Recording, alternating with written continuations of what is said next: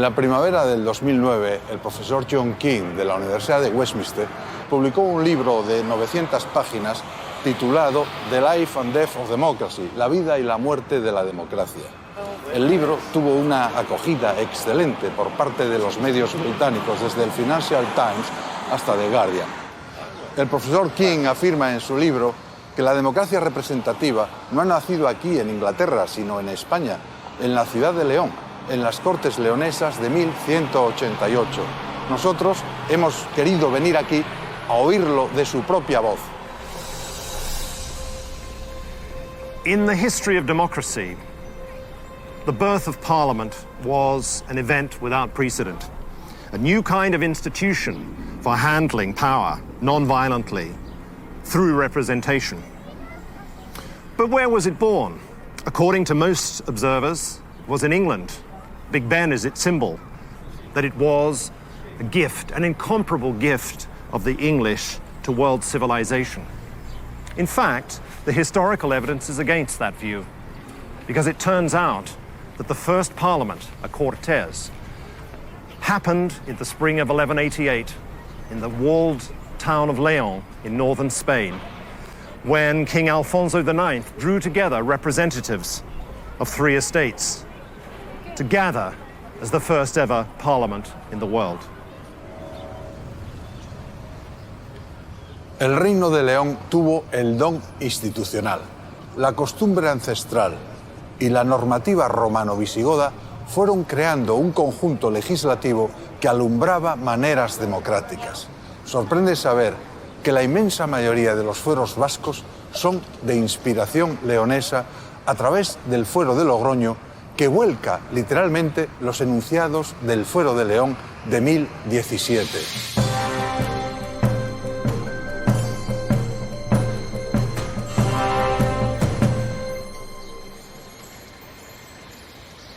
Este gallo de San Isidoro ha sido testigo de la vida leonesa desde hace casi 1000 años. En este mismo lugar se alzaba el Palacio Real y aquí, un día del mes de abril de 1188, se reunieron las primeras cortes de la historia. Imaginamos al rey, casi un niño todavía, con solo 16 años, recién regresado de Compostela, donde acaba de enterrar a su padre. Su madrastra le disputa el trono y él ha convocado curia, a la que ha llamado por primera vez al pueblo. Aquí están los obispos y los nobles, pero también los hombres del común, los cibes electi de las ciudades del reino. León, Oviedo, Salamanca, Ciudad Rodrigo, Zamora, Astorga, Benavente, Ledesma, Toro. Es inaudito. En el nombre de Dios, yo, don Alfonso, rey de León y de Galicia, al celebrar las Cortes en León junto al arzobispo, los obispos, los magnates de mi reino y los ciudadanos elegidos por cada ciudad, decreto y aseguro que conservaré para todos los clérigos y laicos de mi reino las buenas costumbres establecidas por mis predecesores. Los obispos y los nobles miran al joven rey con extrema curiosidad. Y a nosotros, hombres del siglo XXI, todavía nos conmueve oír el contenido de esa declaración de derechos. También decreto y juro que si alguien hiciera o me presentara una delación contra otro, sin demora descubriré el delator al delatado. Y si no pudiera probar en mi curia la delación que hizo, sufra la pena que debería sufrir el delatado. También prometo que no haré guerra ni paz, ni tomaré acuerdos sin reunir a los obispos, nobles y hombres buenos, por cuyo consejo debo guiarme. Dispongo además que nadie tome prenda, sino por medio de los justicias o alcaldes establecidos por mí. Si alguno tomase prenda de otro modo, sea castigado como violento invasor. Decreto también que si algún juez negase justicia al querellante o la postergase maliciosamente y hasta el tercer día no aplicara el derecho, oblíguese a la justicia a pagar doblados al querellante tanto la cuantía de la demanda como los gastos.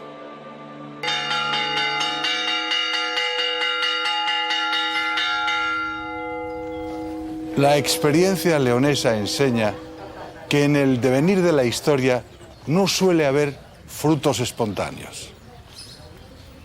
Un concejo abierto es una reunión de vecinos convocada a campana tañida, donde cada individuo se representa a sí mismo votando a mano alzada. La democracia, contrariamente a lo que se cree, no necesita de una especial retórica, sea esta lírica o épica. Basta con una buena porción de sentido común, aunque se exprese ásperamente. Lo tuyo y lo mío, tu persona y la mía, han de tener la misma protección. La democracia son intereses sujetos a la ley. Vamos a votar. ¿Votos a favor?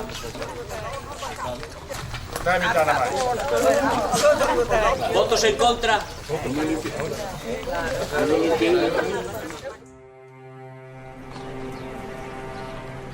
Alfonso IX no solo otorgó la llamada Carta Magna Leonesa. En sus 42 años de reinado fundó la Universidad de Salamanca, primera de España, que vinculó a Santiago de Compostela. Fundó la ciudad de La Coruña. Otorgó fuero a Tui, a Llanes y a otras localidades de Galicia, Asturias y León. Derrotó a los musulmanes, conquistó Cáceres, Mérida y Badajoz y recuperó para su reino las tierras que le habían sido arrebatadas por Castilla. En las Cortes de Benavente de 1202 se fijan los principios y derechos económicos del reino y sus habitantes, antecedente de los presupuestos generales del Estado, que más tarde se extendería a toda Europa.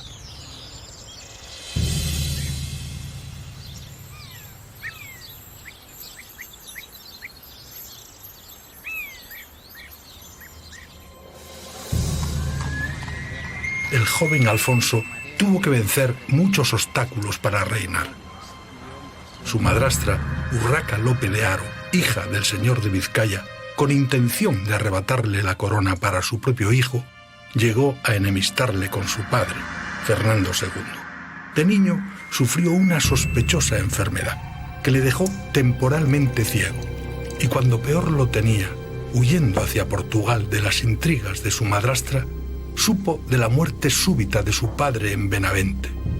Volvió rápidamente a León y se hizo coronar en febrero de 1188 con solo 16 años. Inmediatamente convocó a Cortes. Alfonso fue un rey niño de los que, según expresión de los cronistas al referirse a sus antepasados, no sabía descansar. Y aquí, tan lejos de su patria, sufrió sus mayores derrotas.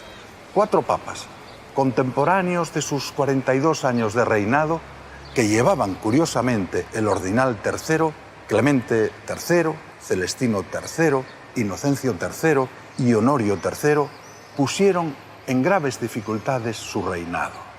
Fue repetidas veces excomulgado, bajo pretexto de la consanguinidad de sus matrimonios, sus 2 matrimonios legítimos, o por la alianza con los almohades, una alianza que había servido para reforzar sus débiles fronteras.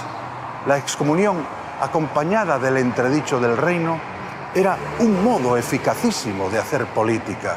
Al desvincular a los súbditos del deber de obediencia al soberano, ponía en grave desequilibrio a la gobernación.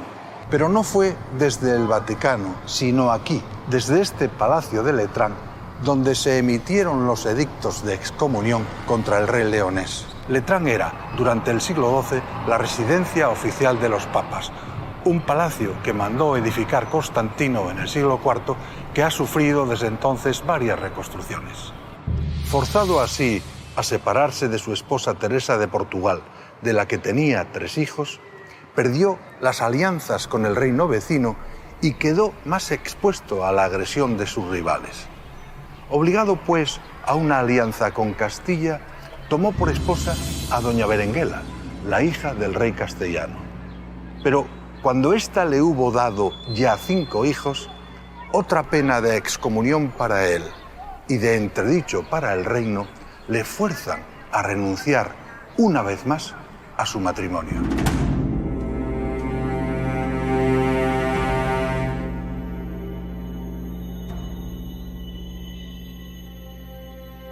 Las consecuencias políticas son ahora de mucha mayor trascendencia para la historia leonesa y para la historia de España.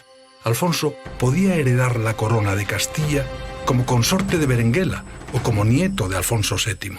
El divorcio forzado por Roma imposibilita el primer camino. El segundo, la propia Berenguela, que a la muerte de su hermano Enrique, efímero rey castellano, saca a su hijo Fernando mediante engaño de las tierras leonesas, abusando de la buena fe de Alfonso, y lo hace coronar rey de Castilla con el apoyo de la aristocracia y el alto clero castellanos. El Papa nada objeta. Fernando, conocido por la historia como el Santo, reinará en Castilla y León con ese mismo ordinal, tercero, que tan funesto le había resultado a su padre. No es aventurado suponer que la Iglesia contemplaba con poca simpatía ese acceso al poder de los hombres del común, los cives electi que Alfonso IX había llamado por primera vez en la historia a su curia.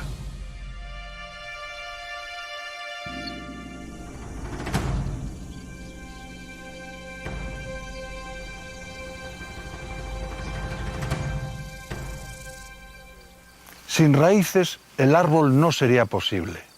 León está en las raíces. Su savia no es otra que el legado que nos ha dejado el genio institucional de sus reyes y sus gentes.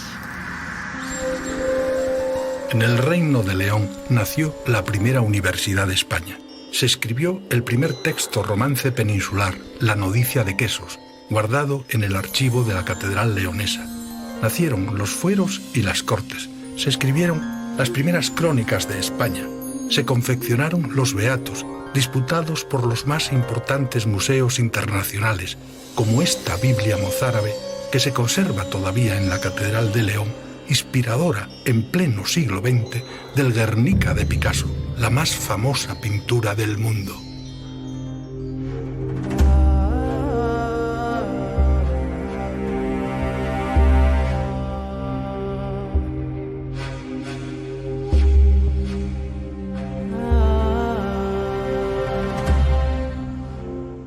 El poema de la conquista de Almería dice, hablando de León, según su parecer, se interpretan las leyes de la patria. Con su ayuda se preparan fuertes guerras. Como el león supera a los demás animales en fuerza y belleza, así esta ciudad aventaja a las demás en honor. Y también dice, solo él, se refiere ahora al emperador de León, domó a Castilla, poniendo sobre su cuello indómito el nuevo yugo de la ley. León era la ley, el imperio de la ley.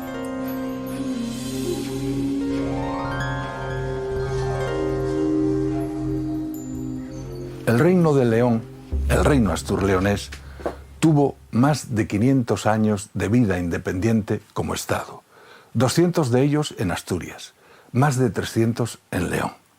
Es demasiado tiempo como para no haber dejado una huella significativa en la vida nacional. ¿Por qué, pues, su escasa visibilidad actual?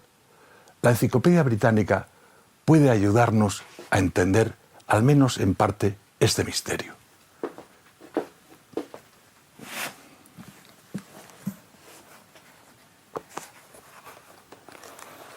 En entrada referida a León, entre otras cosas, se dice: la historiografía moderna española, o sea, los historiadores españoles, preocupados frecuentemente por justificar el separatismo medieval de Castilla, han procurado definir al León medieval como un tipo de Estado arcaizante y bizantinizado, presto al compromiso con los moros.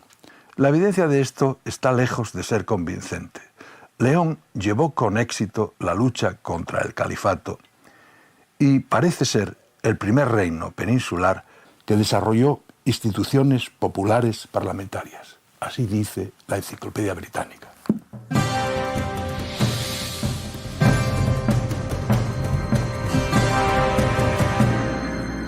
Si nos alzáramos en vuelo de pájaro sobre los tejados de la ciudad de León, todavía podríamos advertir entre el abigarrado caserío el contorno del viejo campamento militar amurallado.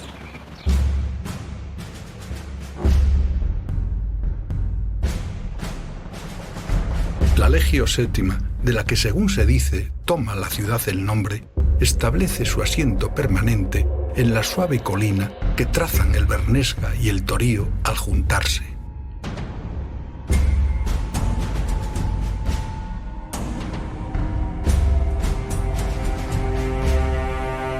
Roma no lo tuvo fácil.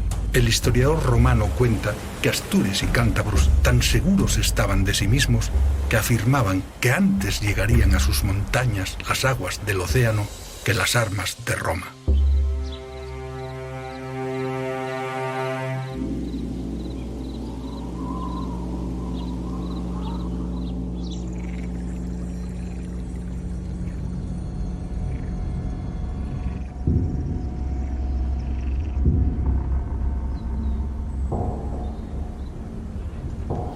Los astures resisten la feroz ofensiva de las legiones romanas en sus montes y se atreven a tomar la iniciativa en el llano, atacando por 3 puntos a la vez en las márgenes del río Esla, antigua Astura, obedeciendo a una estrategia de cierta complejidad.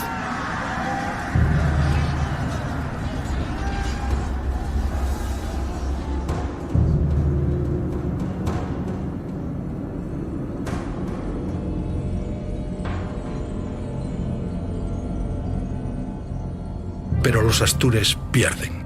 También los cántabros, el pueblo hermano, en lucha encarnizada, pro aris et focis, por los hogares y los altares. Sus montes son hollados, cercados y dominados. Castros y sendas se ensombrecieron con la silueta de los guerreros indígenas crucificados.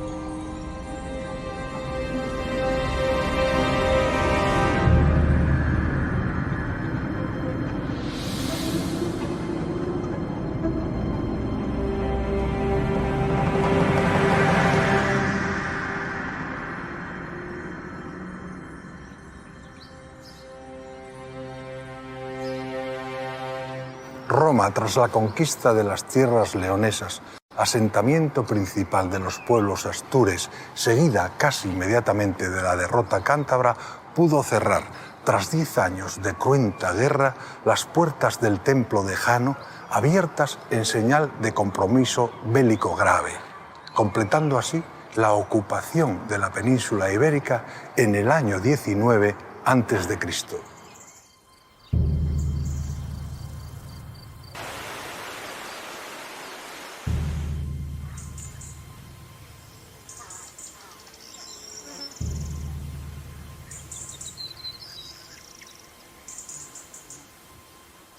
Se trazan nuevas vías y caminos.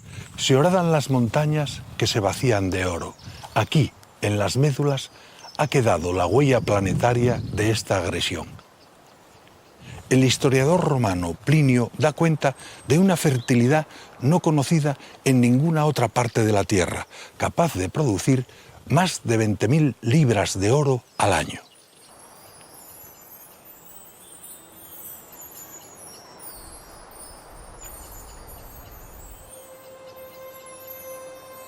Esta fue la razón principal de la conquista, y así nació la ciudad de León como fortaleza militar desde la que se sometía por las armas a toda la península y al norte de África. Sus muros inexpugnables fueron desde entonces y durante muchos siglos el más contundente símbolo del poder. Es muy significativo el contraste entre Emérita Augusta, actual Mérida, con un circo y un teatro para unos 5.500 espectadores, y Legio, León, una austera fortaleza militar sólidamente amurallada.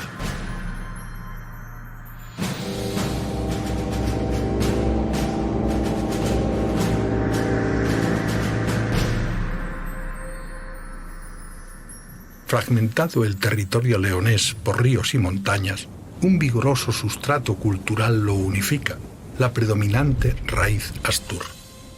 Los romanos lo denominaron Asturia, y por el modo de nombrarlo, algunos autores piensan que reconocían en los astures un grado de madurez como nación que no tenían otros pueblos.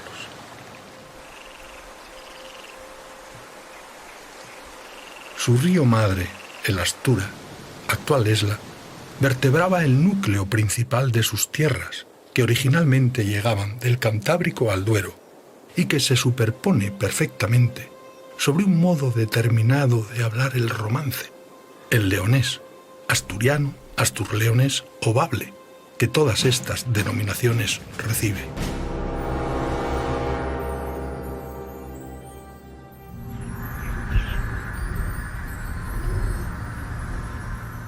Roma se desvanece. Son los albores del siglo V, pero sus muros permanecen. Los invasores suevos y visigodos se los disputan hasta que con Leovigildo se integran en la España visigoda. Con la invasión musulmana, durante casi 100 años, la ciudad-campamento o el campamento-ciudad vive una singular aventura autista que acaso haya dejado huella en su carácter. No es de unos ni es de otros, ni del reino astur que la anhela, ni de la España musulmana que la evita, sino de sí misma, bastión autónomo e independiente.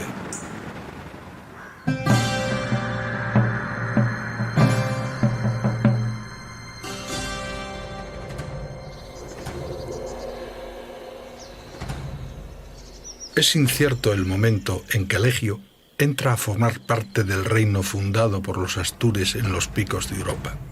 Alfonso el Sabio inicia así su crónica general de España. Etes comienza en el rey don Pelayo, que fue el primero rey de León.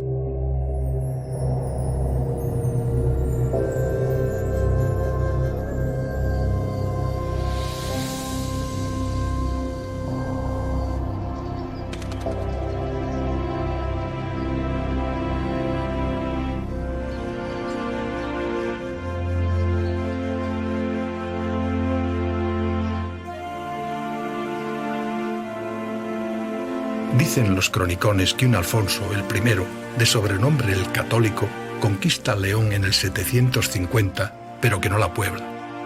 Otro Alfonso, el segundo, de sobrenombre el Casto, contemporáneo del emperador Carlomagno, reinó durante medio siglo y rompió el fatal aislamiento geográfico del reino con el hallazgo imaginativo y genial de los restos del apóstol Santiago en el extremo más occidental de su territorio, de modo que obligó al occidente cristiano a desviar su atención hasta este rincón postrero del orbe conocido.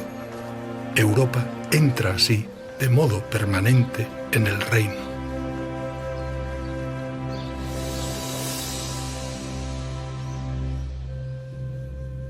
León prolonga una dinastía de reyes con carácter que supieron entenderse con su pueblo.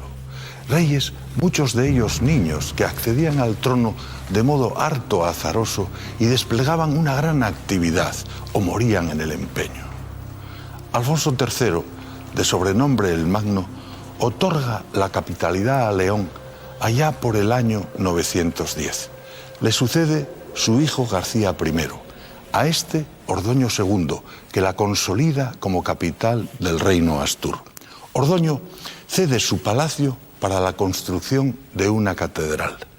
Y aunque esta que hoy se alza es otra, todavía se celebra en ella, a más de 1000 años de su muerte, una misa por su eterno descanso el Día de Reyes de cada año.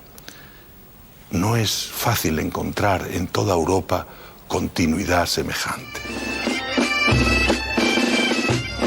El estrecho parentesco entre leoneses, gallegos y asturianos arranca de cuando el camino de Santiago no había bajado aún de las estrellas. Esa cultura íntima que es la cocina lo revela. Ni el pulpo ni el pescado de la mar cántabra son ajenos a León, cuyas gentes maragatas los hicieron célebres por España desempeñando el duro oficio de arrieros.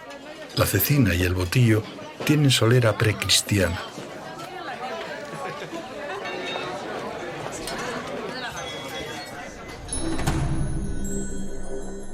Ramiro II conquistó Madrid, derrotó en Simancas con muy inferior fuerza a un ejército musulmán numerosísimo. Por primera vez empleó la caballería como un arma casi blindada, protegiendo sus caballos con sólidas y pesadas armaduras.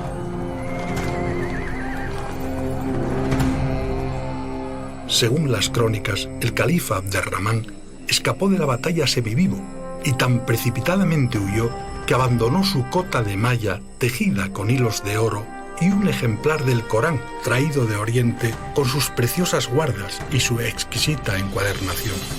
Ramiro II entregó hoja a hoja este Corán a sus capitanes como recuerdo de tan extraordinaria victoria.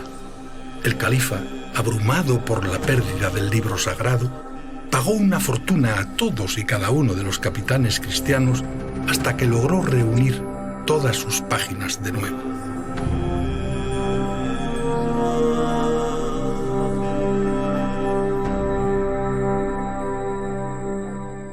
Esto es un objeto vikingo, idolillo escandinavo, segunda mitad siglo X hasta de Reno.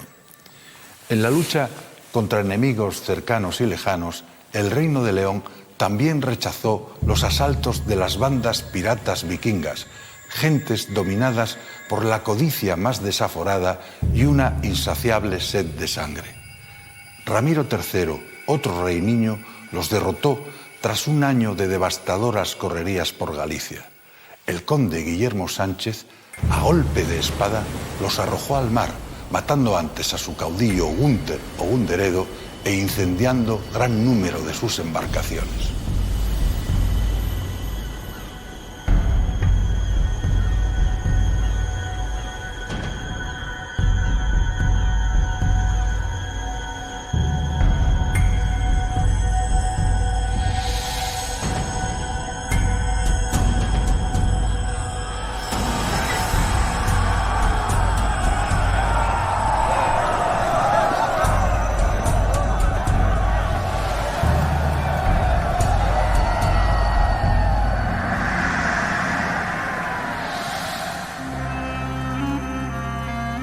Sin embargo, nunca sufrió tanto el reino como ante las reiteradas ofensivas de Almanzor. El caudillo árabe atacó con saña a León, defendida heroicamente por el conde Guillén, que murió en la lucha. Obsesionado con derribar las defensas del Egio, sus hombres no pudieron con el espesor de sus muros, aunque una terrible herida quedó en ellos, desguarneciendo temporalmente a la ciudad. Almanzor llegó a la misma Compostela y se llevó a Córdoba las campanas de su catedral a hombros de prisioneros leoneses. El reino de León se debilitó y se contrajo, pero no se rindió. La ciudad rehabilitó y reforzó sus murallas, que dejaron de ser romanas para empezar a ser leonesas.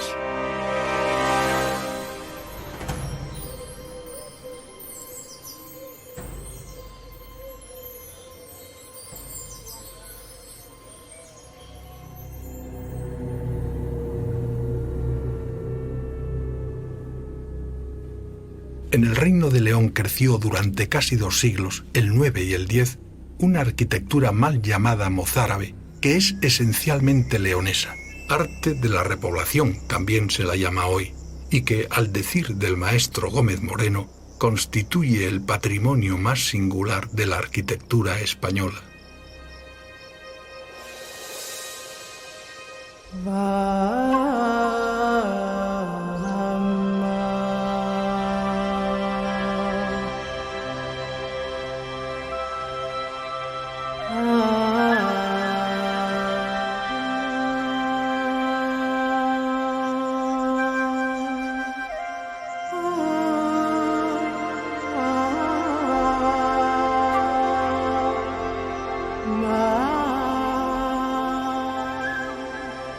A veces, con la apariencia humilde de parroquias rurales, los interiores de estas iglesias contienen una fascinante originalidad.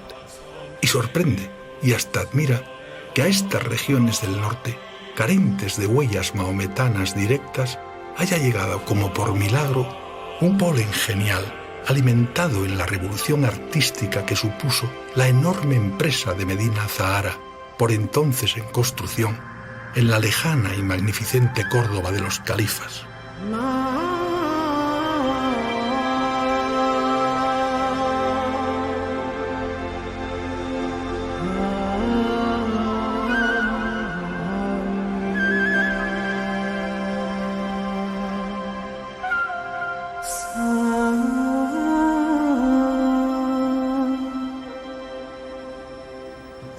Algunos reyes leoneses fueron aborrecidos por su condición artera, como Ordoño IV, llamado el Malo, como Sancho el Craso, de gordura monstruosa, cuya torpeza para subir a una cabalgadura los leoneses no perdonaban.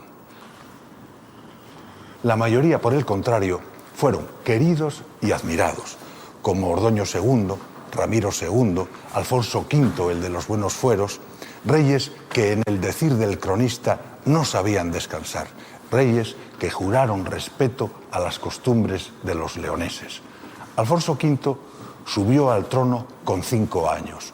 Pronto buscó el apoyo de su pueblo y mediante el Fuero de León de 1017 promulgó las primeras leyes territoriales de España para todo el reino. Murió joven. Una saeta acabó con su vida. En el año 1037, con Fernando I, entra en León una nueva dinastía. Fernando, en principio, es considerado algo peor que un intruso por los leoneses, pues junto con su hermano García, en los campos de Tamarón, había dado muerte a su cuñado, el joven rey Bermudo III, hijo del muy querido Alfonso V, el de los buenos fueros.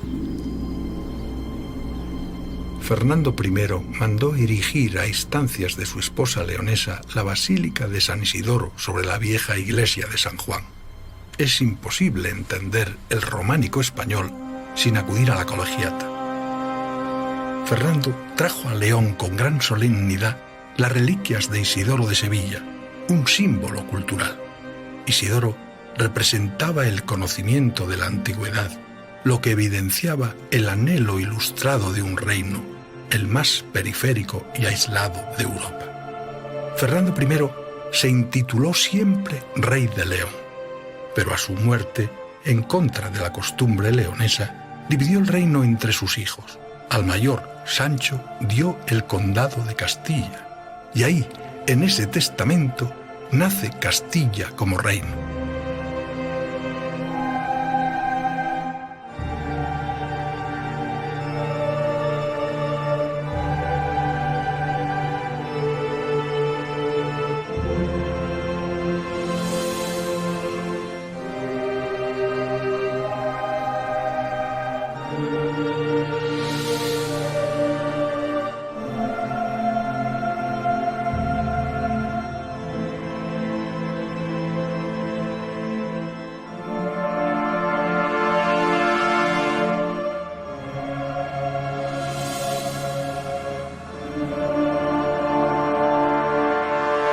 Aquí yace el rey Alfonso, que pobló León después de la destrucción de Almanzor, y le dio buenos fueros, e hizo esta iglesia de barro y ladrillo. Hizo guerra a los sarracenos, y fue matado por una flecha en Viseu de Portugal. Alfonso VI, hijo de Fernando I, a la muerte de su hermano Sancho, primer rey de Castilla, en el cerco de Zamora, a manos del caballero leonés Bellido Adolfos, se proclama Imperator totius Hispaniae, es decir, emperador de toda España. Alfonso VI logra el sueño de sus antepasados, la toma de Toledo, capital que fuera del reino visigodo. Por esta puerta penetraron las fuerzas cristianas que mandaba el rey leonés un 25 de mayo de 1085. Desde entonces es conocida como Puerta de Alfonso VI. Alfonso otorga, según la costumbre leonesa, fueros y garantiza la seguridad de la población musulmana. Santo Domingo de Silos es el primer templo cristiano que se erige en la ciudad a la llegada de los leoneses. Destaca por su purismo y sencillez.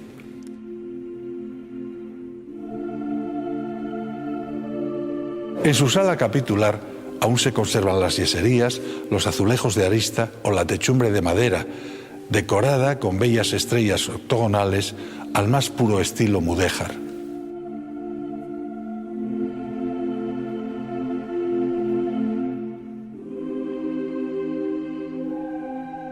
Siglos más tarde se le añadirían en su retablo mayor y en dos de los laterales del templo los impresionantes lienzos del Greco.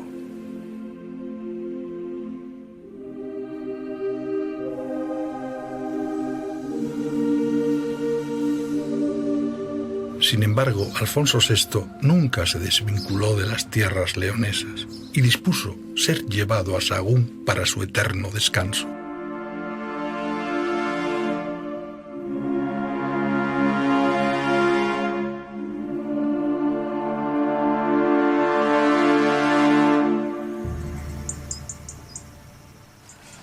Encrucijada de caminos del Imperio Romano, Astorga, la Astúrica Augusta, capital del convento asturicense, guarda en su nombre los orígenes del reino y culmina la Vía de la Plata.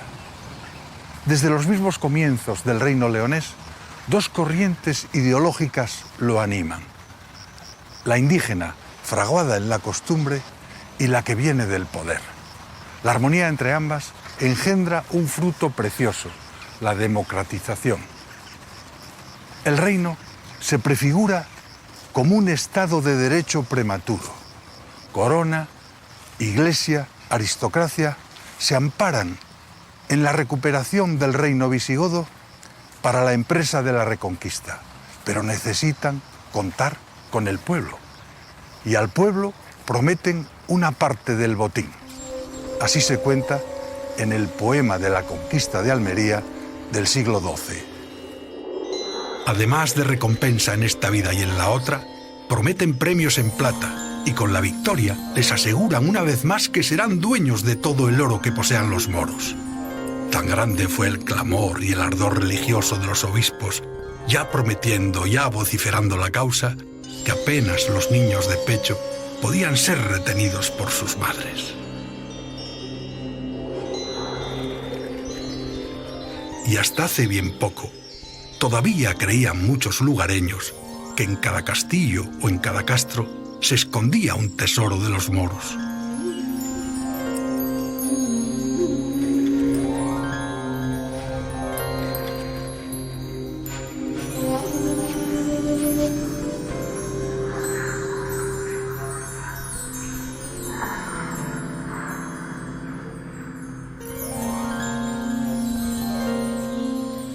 Sin León, España no sería como la conocemos hoy, plenamente integrada en el mundo occidental.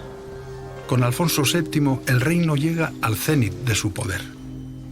El 26 de mayo de 1135 convoca Cortes en León, titulándose Imperator Totius Hispaniae. Un anónimo contemporáneo nos lo cuenta. Se sospecha que fuera Arnaldo, luego obispo de Astorga, que había llegado a León desde Barcelona en el séquito de doña Berenguela, la esposa catalana del emperador. Se arrodillan ante Alfonso VII en calidad de vasallos el rey de Navarra, los condes de Barcelona y Tolosa, y otros de Gascuña y Francia, y el caudillo moro Zafadola.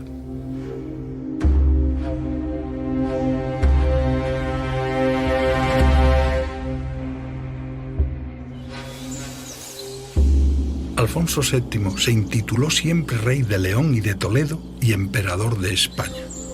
A él se deben la conquista de Almería, la expansión del Temple, la introducción del Císter, la creación de la Orden Militar de Calatrava, el nacimiento de la Escuela de Traductores de Toledo, más tarde potenciada por Alfonso X. En 1143, Zamora, tan llena de historia leonesa, capital durante muchos años de la frontera por la que el reino se expande, va a ser testigo de una desmembración de enorme trascendencia en la historia peninsular. Alfonso Enríquez, el conde de Portugal, se declara independiente. Tras años de enconada lucha, la acción del sumo pontífice sobre el emperador resulta decisiva a favor de la separación. Alfonso VII la firma aquí en Zamora. A cambio, el portugués acepta una declaración de vasallaje. Mas enseguida, Alfonso Enríquez acude otra vez a Inocencio II y el sumo pontífice declara al nuevo reino de Portugal tributario de la Santa Sede. Alfonso VII, no obstante, continúa su actividad repobladora y guerrera y en solo 10 años pone cerco a Ciudad Rodrigo, Córdoba, Sevilla, Carmona, Jerez y Almería. Es el logro militar más importante de las fuerzas cristianas desde la toma de Toledo.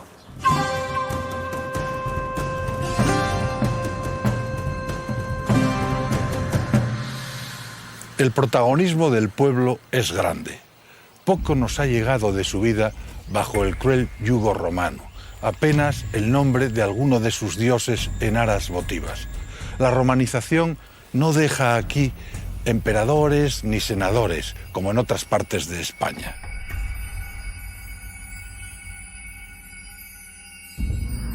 Pero desaparecida Roma y desvanecida la España visigoda, el pueblo reaparece con más fuerza que nunca y más cercano que nunca a sus raíces, como un Lázaro rescatado de su tumba.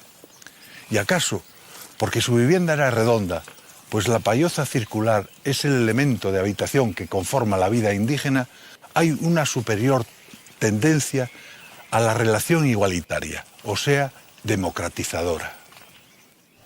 Estamos como antes en la Polavila y vamos a contar los cuentos que pasaron atrás. O vivió señora por un camino arriba y encontró un carneiro cansado, que estaba nevando, chovendo, y a ver cansado, dijo, hoy prove carneiro, voy a llevarlo para casa. Y pilla la lombo, trae para casa, pues la sacar así en son de lume. Y era también muy mollada, y quitó la ropa, y era sacándose mucho, y a él, cuando se secó bien, agárrase por la cremalla, por la pergancia arriba, dijo, jujurujú, beso chastetas de alcú. Y escapó el trago y adiós. Y él dijo, cabrón, ¿cómo me engañaste? Pues le pasó a mi abuela con un cabrito, que era de Asturias. Fue a buscar un cabrito que le faltaba y trajo al demonio. Y lo calentó. Bien, todo al pie de lumbre y todo. El pueblo leonés ha sabido contarse historias en el filandón, manteniendo viva su habilidad para el discurso y la fantasía. Ha sabido mantenerse en forma, practicando luchas incruentas, ejercitando la destreza de sus músculos.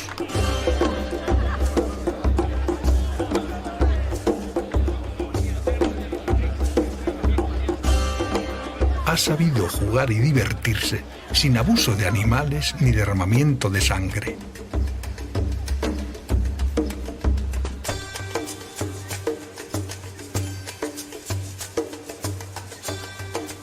Está entrenado para la sutileza política, como en su fiesta de las cabezadas, llamada así por los ostentosos saludos entre cabildo y ayuntamiento, celebrada cada año desde 1154, en la que se repite una discusión, siempre renovada con ingenio, sobre si el cirio que se entrega es foro o es oferta.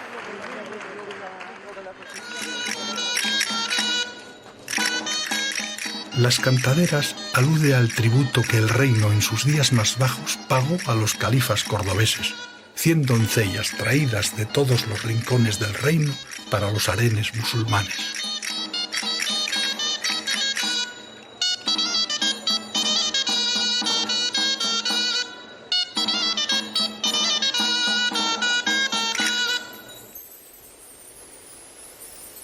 En esta plaza del grano, en cuyo frío silencio hay como un milenario susurro de latines, el histórico reino de León no ha acabado de desvanecerse. Todo lo acontecido en León sucedió hace mucho tiempo, de modo que parecería un sueño si el genio del arquitecto no hubiese legado a nuestros días los grandes monumentos de la gloria alcanzada por sus hombres.